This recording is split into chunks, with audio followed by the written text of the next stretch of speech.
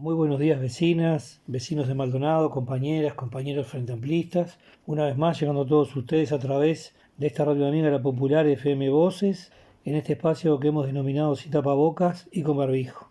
Vamos a continuar, como lo anunciamos oportunamente, haciendo referencia en esta columna a temas que refieren al proyecto de reforma de la seguridad social que impulsa el Gobierno Nacional y sus socios de la coalición, que ya cuenta con media sanción del Senado Nacional y actualmente está en discusión en la Cámara de Diputados.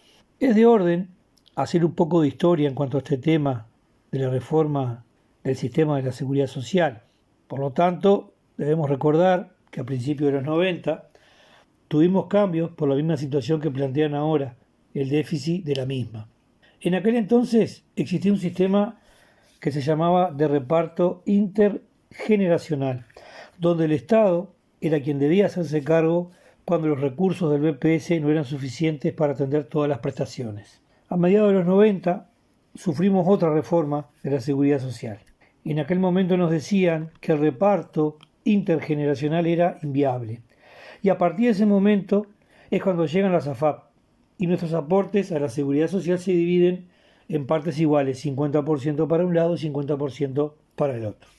Curiosamente, hoy, quienes nos hablan de un sistema deficitario, de un sistema inviable, prácticamente son los mismos protagonistas de aquella reforma de 1995 que venía con soluciones mágicas. Nos decían en aquel entonces, vamos a tener 2 jubilaciones. Y la verdad es cierto, tenemos 2 jubilaciones, pero juntando ambas hacemos una.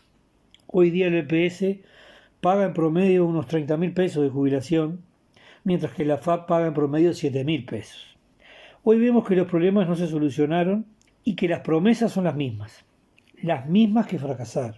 Por ese motivo, hace pocos años, bajo el gobierno del Frente Amplio, se debió sacar una ley para solucionar problemas que generó esa reforma de 1995, la llamada ley de los cincuentones.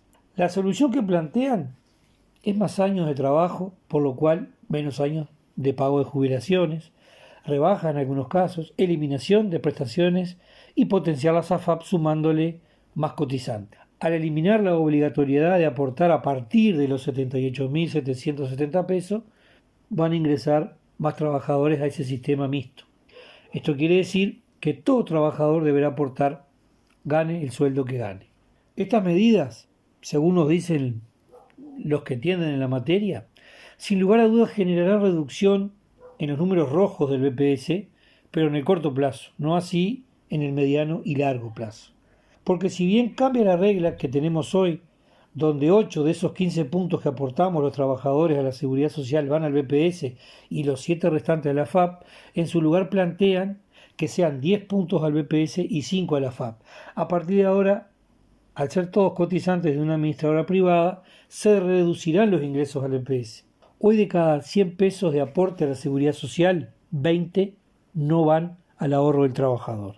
En esta reforma no se ataca la rentabilidad, se benefician las AFAP, quienes ya advierten, están abriendo el paraguas, que con este nuevo modelo las jubilaciones futuras serán peores a las que ya tenemos. Vecinas, vecinos, compañeros frente amplistas, seguramente dentro de un poco tiempo, 15, 20 años, vamos a estar otra vez hablando de este tema de la seguridad social.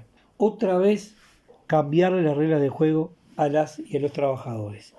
Y yo sé que este tema puede resultar un poco pesado, porque si uno anda por ahí, recorre un poco las calles de Maldonado, los barrios, y escucha a la gente y le pregunta si está al tanto de este tema de la reforma de la seguridad social, te dicen que sí, que algo han escuchado, pero que a ellos muchos no les interesa porque muchos no saben si se van a jubilar, otros te dicen no tengo trabajo, ¿cómo voy a pensar en jubilarme? Y la gurizada hoy en día estos temas no los trata como debería. Por lo tanto es muy compleja la situación, digamos que el gobierno tiene el campo hecho orégano en cierta forma, la ciudadanía está muy adormecida, hay que sacudirla para que reaccione y pare un poco esta locomotora que viene avasallando y atropellando derechos de todos, porque en definitiva más tarde que temprano vamos a padecer todos estos groseros recortes que pretenden llevar adelante. Perjudican a la amplia mayoría para mantener privilegios en una pequeña, ya lo hemos hablado en otras columnas.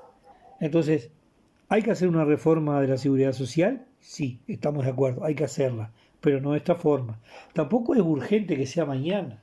Todos los análisis pronostican que la gravedad del tema se puede entrar a palpar a partir del 2030. Estamos un poco lejos de esa fecha, tenemos tiempo para conversar, tomémonos un poco más y hagamos una reforma más integral. Veamos si no es posible recortar alguna de esas exoneraciones que hoy tienen muchos sectores del empresariado. Recordemos lo que dijimos anteriormente, el trabajador aporta el doble de lo que aporta el patrón para la seguridad social, y ni que hablar en el área rural, donde el aporte que hace la patronal es mínima, es vergonzosa. Entonces, tratemos de lograr que se tomen los tiempos que sean necesarios para discutir una reforma equilibrada, donde el dígito regulador no sea el trabajador, porque es lo que está de arriba de la mesa. Cambiamos de 60 a 65. Y en el 2037 capaz que te corre un poco más la aguja. No, no puede ser. Hoy en día llegar a los 60 es una lucha para poderte jubilar. Imagínate tener que llegar a los 65 o más. Vecinas, vecinos, vamos a seguir hablando de estos temas porque tienen que estar en conocimiento de esto, que es algo muy importante para todos, porque en algún momento nos va a alcanzar la edad y vamos a tener que pasar a retiro, y tiene que ser de la mejor forma.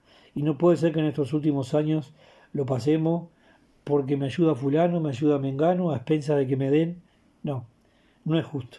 Así que vamos a seguir en las próximas columnas dentro del mes de marzo, haciendo referencia a este tema, tratando de hacer un poco de cabeza y ayudándolos a pensar entre todas y todos. Les mando un gran abrazo y será hasta la semana que viene.